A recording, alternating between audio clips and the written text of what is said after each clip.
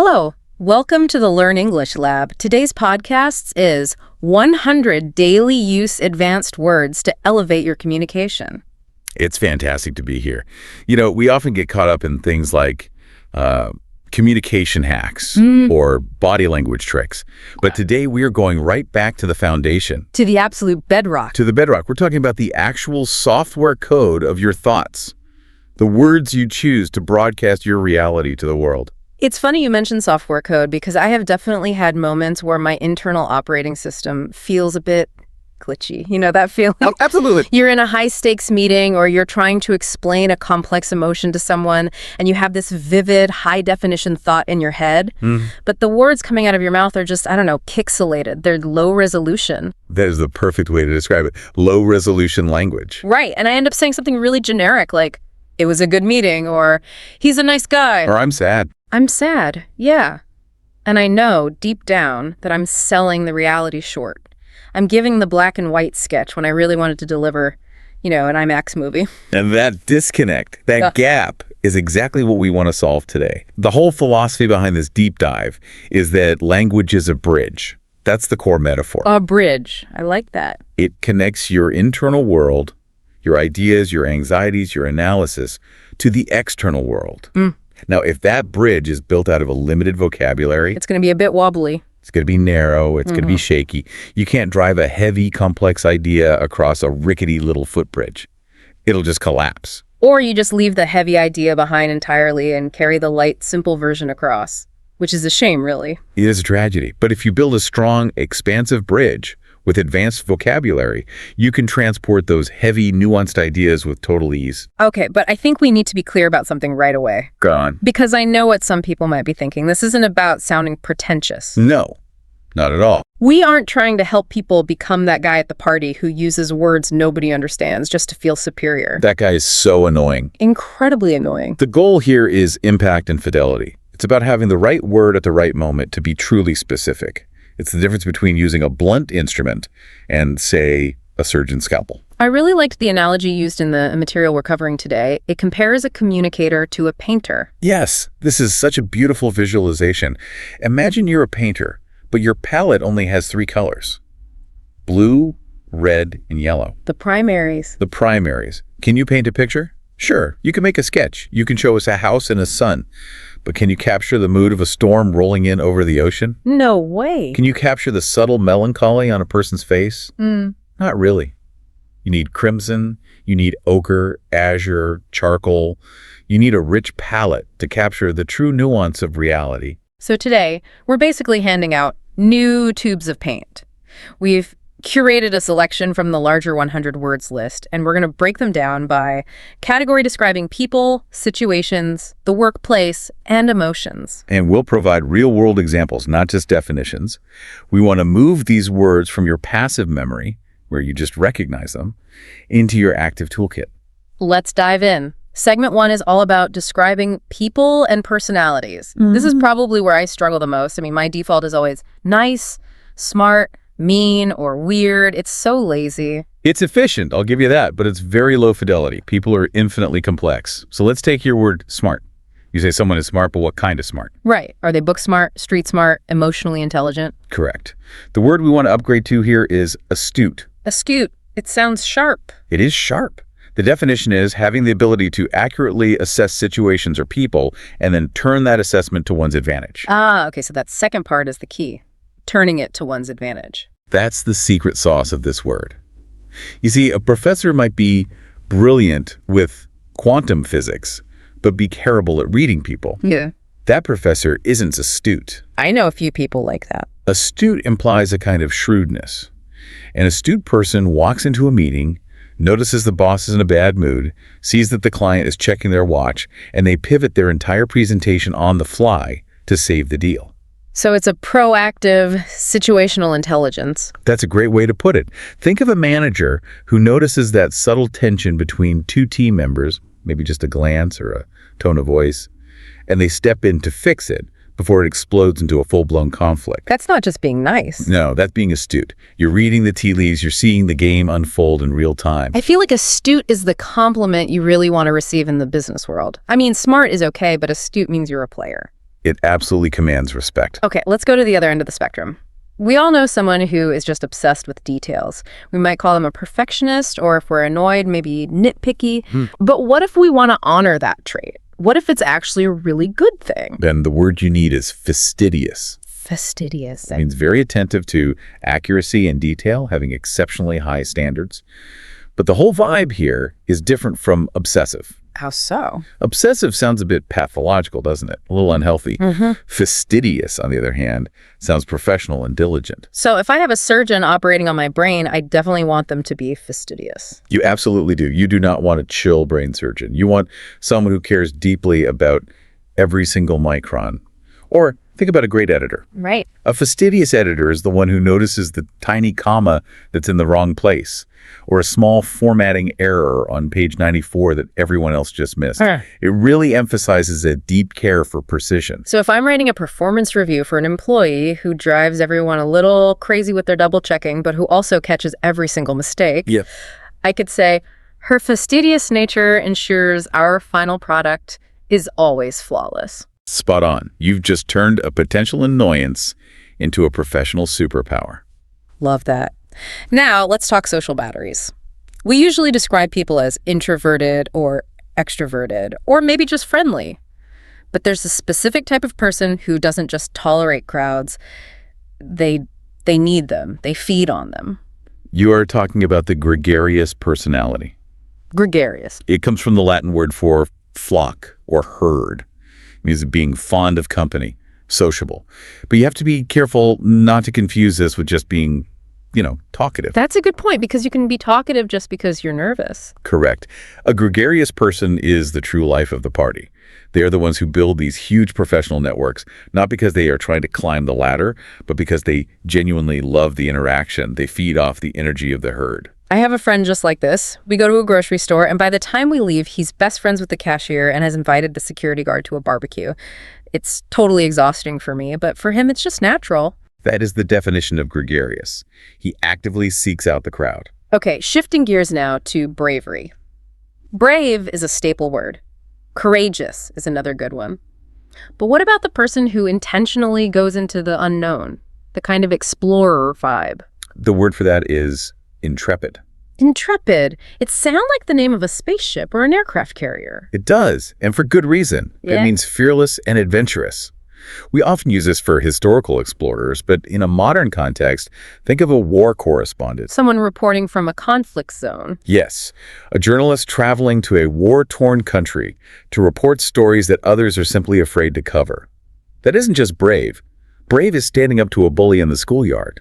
Intrepid is packing your bags and going where the map ends. Wow. It implies a willingness to endure hardship and face real danger to get the story or make the discovery. It has a very epic, almost cinematic quality to it, the intrepid traveler. It does. You should use it when brave just feels too small for the situation. Now, let's look at kindness. Nice is, well, it's the beige paint of vocabulary. It means almost nothing. If someone is truly good-hearted and well-meaning, what do we call them? Benevolent. Benevolent. It literally means well-wishing. A benevolent leader or a benevolent mentor. This is the person everyone in the office approaches for support or guidance because they know there's no hidden agenda, no malice there. I feel like there's a bit of a power dynamic with benevolent, though. You don't usually call your intern benevolent, do you? That is a very astute observation, yes. Yeah. You usually use it for someone in a position of power who chooses to be kind. A benevolent king, a benevolent CEO. I see. It implies they have the power to be cruel or dismissive, but they actively choose kindness instead. Which makes it much more meaningful than just being nice. Okay, so let's flip the coin. We need a word for the person who is definitely not benevolent. The person who thinks they are better than absolutely everyone else. Haughty. Haughty. Almost have to say it with your nose in the air. Haughty. It fits the definition perfectly. It means arrogantly superior and disdainful. It's not just thinking you're great. It's the added layer of thinking everyone else is small and insignificant. The outline gives a great negative example here, using the word to describe what someone is not. Yes, this is a very sophisticated way to give a compliment. For example, despite her long list of credentials and success, she never displays a haughty attitude toward the junior staff. That tells you so much more than just saying she's humble. It really does. It paints a picture of the hierarchy and her active refusal to use it to make others feel small. I love that. It paints a much richer picture. That's the goal. Okay, let's move to segment 2. Describing situations and the world around us. These feel like words you'd use if you were writing a really thoughtful article or maybe narrating a documentary. They're about framing reality. They are. They help us understand the context and the texture of what's happening in the world. The first one is a word I hear a lot, especially in tech and art circles. Ephemeral. A beautiful, almost poetic word. It means lasting for a very short time. Transient. Like a mayfly, or a flower that only blooms for a single day. That's the classic nature example. But let's bring it into our modern digital lives. Social media stories, Snapchat, Instagram stories, they're literally designed to be ephemeral. Today's viral sensation is tomorrow's forgotten memory. That captures it perfectly. The entire concept of FOMO, fear of missing out, is driven by the ephemeral nature of all that content. If you don't look right now, it's gone forever. It brings a certain sadness to it, but also a value, I think. Things are valuable because they're ephemeral. I mean, if the sunset lasted for 3 weeks, we wouldn't all stop to take pictures of it. That's a very profound point. The fleeting nature is what creates the value. Now, what about when things are just unclear? We often say it's confusing, but there's a more specific word for when something could be interpreted in multiple ways. Ambiguous. Ambiguous. Open to more than one interpretation. Unclear. So is ambiguity always a bad thing? Like, is it always a mistake? Not at all. In poetry or art, ambiguity is often the point. It's beautiful. But in business or in law, ambiguity is often a weapon. A weapon? Oh, interesting. How so? Well, think about a contract. If a lawyer writes a clause that is ambiguous, it often means they left it vague on purpose. So they can argue about it later? So they can argue later that it means X, while you were led to believe it means Y. It's strategic ambiguity. Wow. Being able to spot ambiguity is a critical thinking skill. You need to be the person in the room who says, hang on, this goal we set for Q3 is ambiguous. Does success mean higher revenue or does it mean more user growth? If you don't clarify that ambiguity, you're just heading for trouble. Okay, here's a visual concept I really love. It's when you put two contrasting things side by side to make a powerful point. Juxtaposition. Juxtaposition. It is the fact of two things being seen or placed close together with a contrasting effect. The example from our source material is that classic city visual. You have extreme wealth right next to abject poverty. That is the ultimate juxtaposition. You see a gleaming, futuristic glass skyscraper, and right there in its shadow, an old, crumbling tenement building. The proximity makes the difference shocking. Right. If they were 5 miles apart, you wouldn't really notice the contrast. Not in the same way. But the juxtaposition forces you to compare them. It creates a stark reminder of inequality. It creates a narrative without having to say a single word. It does. And you can use this in business presentations too. Let's look at the juxtaposition of our sales last year versus this year. It immediately tells a story of either growth or failure. Now let's talk about luck. We often say, oh, that was so lucky, or maybe serendipity, but there's another word that sounds a bit more, I don't know, destined. Fortuitous. Fortuitous. It means happening by accident or chance rather than by design. Lucky. Yeah. But it usually implies a very happy accident, a positive outcome. So like meeting my future business partner at an airport bar because my flight was delayed for 3 hours. That is a perfect example of a fortuitous encounter. You didn't plan it.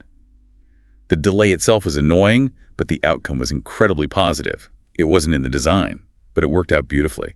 It sounds a bit more formal than just lucky. You might say, it was fortuitous that we launched the new umbrella product right before the start of the rainy season. That's a great use case. It makes it sound like a happy alignment of circumstances rather than just dumb luck. Speaking of things we can't control, like the weather, or the stock market, or, frankly, my toddler's mood swings. For that, you need the word capricious. Capricious. It means given to sudden, unaccountable changes of mood or behavior. It feels like unpredictable, but with more of an attitude. Yes. Unpredictable is a clinical neutral term. A random number generator is unpredictable. A Greek god, on the other hand, is capricious. Nature is capricious. The source mentions spring weather as an example. It's perfect. You plan an outdoor picnic because it's sunny and warm, and then 10 minutes later, it's hailing. The weather's being capricious. It's whimsical and kind of cruel at the same time.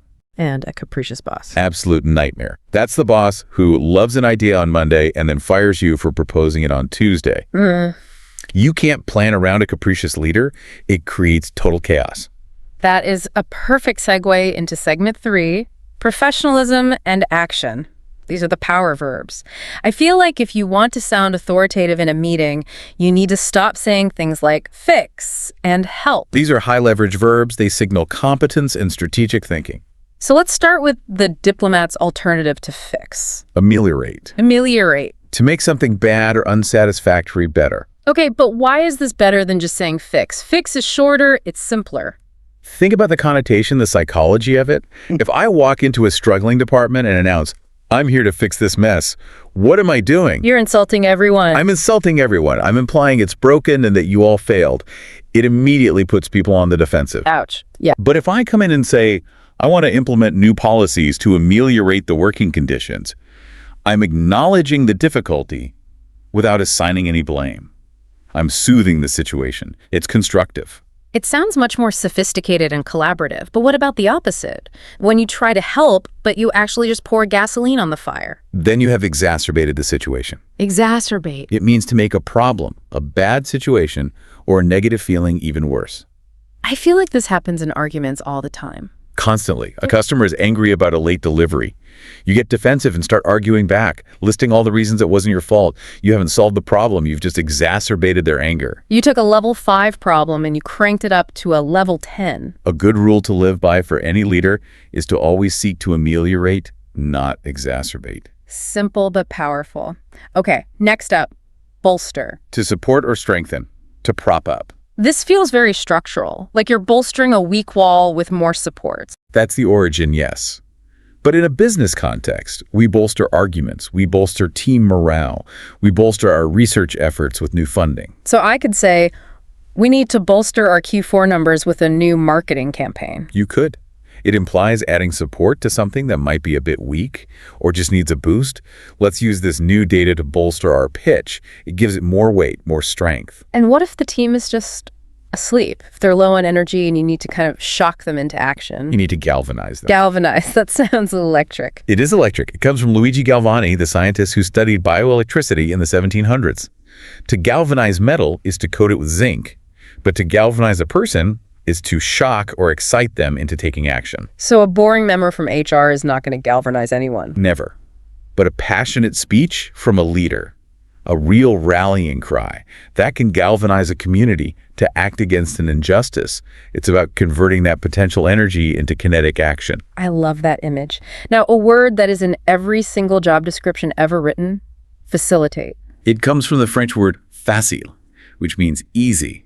So to facilitate literally means to make easy. We often think of a facilitator as the person standing at a whiteboard during a meeting. That's a common use, yes. But systems and tools can facilitate too. Good software facilitates remote teamwork. A well-designed highway system facilitates trade between cities. So if I say I want to facilitate a better relationship between the sales and marketing teams, I'm really just saying I want to make it easier for them to talk to each other. That's it. You're removing the friction. You're smoothing the path. Okay, finally for this section, let's look at decision-making.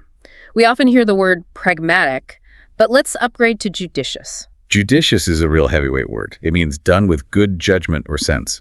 It sounds a lot like judge. That's the root.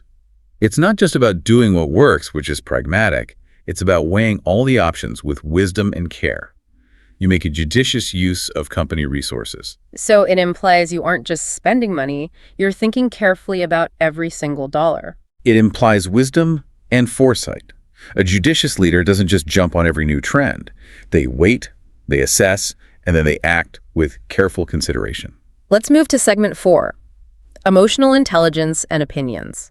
This is where nuance is so critical, because just saying mad or happy doesn't really cut it when you're trying to navigate complex human relationships. This is all about emotional granularity, being able to specifically name your emotion. It's a key part of emotional intelligence. So let's talk about that specific type of fear where you're just waiting for the other shoe to drop, that anxious feeling. Apprehensive. Apprehensive. It means being anxious or fearful that something bad or unpleasant will happen. How is this different from just being scared or afraid? Fear can be immediate, like there is a tiger in the room right now. Apprehension is all about the future. It's anticipation of a negative outcome. So employees might feel apprehensive about a big company merger. That's a perfect example. They don't know exactly what will happen, but they have that knot in their stomach. They're worried about layoffs or changes. It's that uneasy feeling of what's coming next. And if you're a leader, you need to recognize that feeling in your team. Yes. Recognizing that your team is apprehensive allows you to address it directly. You can't just tell them, don't be scared. You have to address the underlying uncertainty. Now, what about honesty? We talked about being nice versus benevolent. What about being honest versus candid? Candid. It means truthful and straightforward, Frank. I often hear people say, let me be candid with you. It's a signal. It signals a shift in the conversation. It basically means, okay, we're dropping the polite social filter for a moment. It doesn't mean being rude. It just means being real. I find I value candid feedback more than almost anything else. It is absolutely essential for growth. Saying, I appreciate your candid feedback because it tells me specifically what I need to improve is so powerful. If you just tell me, good job, I learn nothing. If you're candid, I can actually grow. Okay, here's a state of mind that absolutely kills companies. Complacent. The silent killer. It means showing smug or uncritical satisfaction with oneself or one's achievements. It's resting on your laurels. Indeed.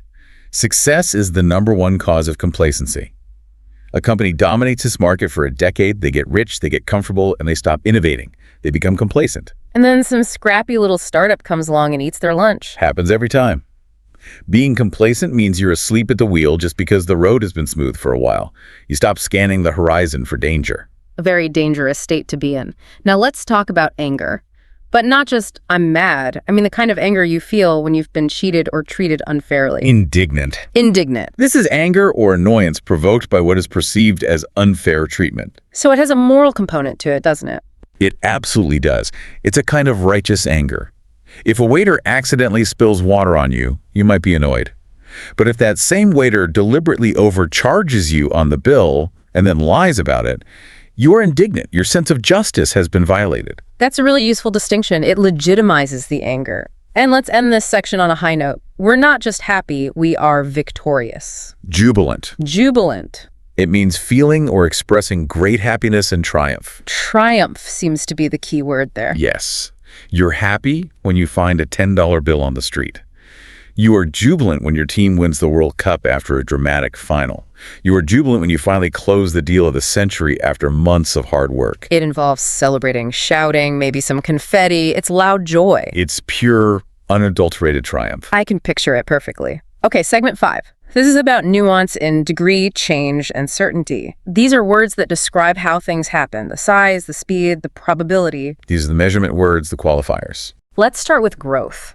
If something is growing really, really fast, almost like it's sprouting up everywhere. Burgeoning. Burgeoning. It means beginning to grow or increase rapidly, flourishing. I always hear this word used with industry. Yes, that's very common.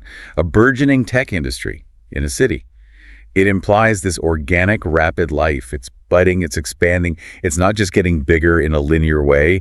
It's thriving and expanding in all directions at once. And what if something is already big? Like impossibly, ridiculously big? Gargantuan. Gargantuan. It really sounds like a monster. It comes from Gargantua, a mythical giant in French literature known for his huge appetite. Just means enormous, gigantic. It feels different to say we have a big project versus we have a gargantuan project. The second one sounds overwhelming. It emphasizes the sheer scale of the task. A project that requires coordinating dozens of teams across 3 different continents is a gargantuan task. It immediately sets the expectation for everyone. This is going to take a lot of resources and a lot of effort. Now, what if someone does something bad and they don't even try to hide it? They're just doing it right out in the open. That is blatant. Blatant. It means done openly and unashamedly. And it's usually negative, right? Almost always. A blatant lie. A blatant foul in a soccer game. A blatant disregard for safety regulations. It's the lack of subtlety, the shamelessness that makes it so offensive. They're doing it right in your face and they just don't care. It adds that layer of insult to the injury. Okay, shifting to project management. You have a gargantuan idea, but can you actually do it? Is it possible? Is it feasible? Feasible. It means possible to do easily or conveniently. This is the reality check word, isn't it? It has to be.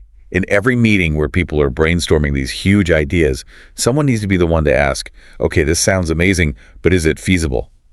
Can we actually achieve this timeline with the budget and the people we have? And finally, for this group, a word for the imagination.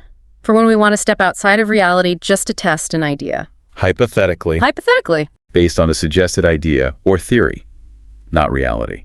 I find myself using this to soften crazy ideas so people don't immediately shut them down. It creates a safe space for thought experiments. If you walk into a meeting and say, we should fire our biggest client, everyone is going to panic. Total panic. But if you say, hypothetically, if we were to fire our biggest client, what would happen? Now you're just running a simulation. It allows people to explore the consequences without any of the commitment. It lowers the stakes so you can actually think creatively. That's it. It's a sandbox for the mind. Wow. Okay. That is a lot of words. We've covered a significant portion of the list now, but I have to be honest and candid here. My brain is starting to melt a little bit. That is completely natural. Cognitive overload is a real thing. If I try to memorize all of these right now, I know I'm going to fail. You will. You cannot drink from a fire hose.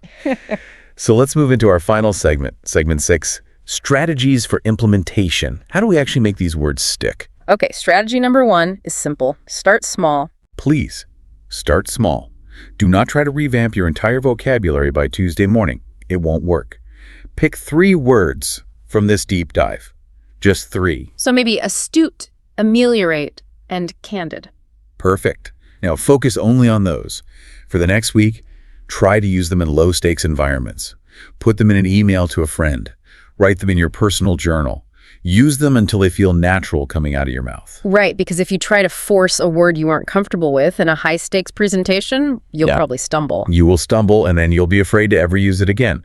So practice in private first. Strategy number 2, understand connotations. We touched on this with thrifty versus frugal.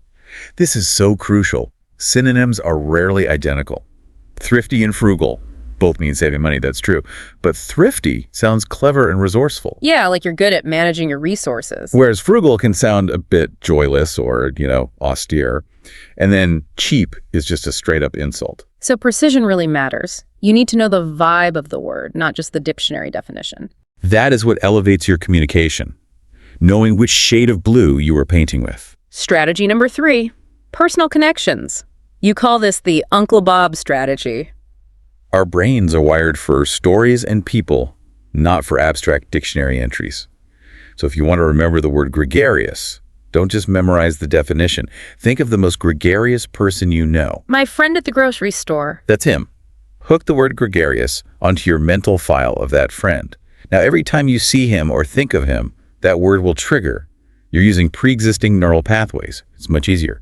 Strategy number 4, practice active usage.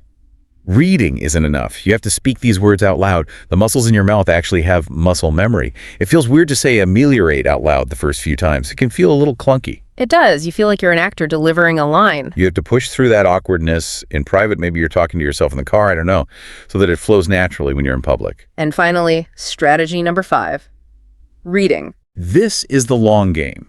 This is how you sustain your growth. You have to expose yourself to high-quality input. Read good journalism, The Economist, The New Yorker, literary nonfiction. See how professional writers place these words in a sentence? You start to develop an ear for it. You develop an ear for the rhythm. That's how you learn, intuitively, where astute fits better than smart. It really is a journey, isn't it? It's not a destination you just arrive at in one day. No. But it's a fascinating and rewarding journey to be on. As we wrap up, I want to circle back to that bridge analogy from the beginning. Why does this all matter? Why should our listeners really care about knowing the difference between intrepid and brave? Because expanding your vocabulary literally expands your reality. It expands your capacity to understand and analyze the world.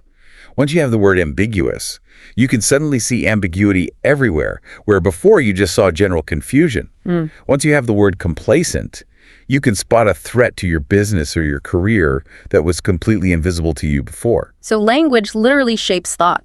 And thought shapes action. Better words are like better lenses for a camera.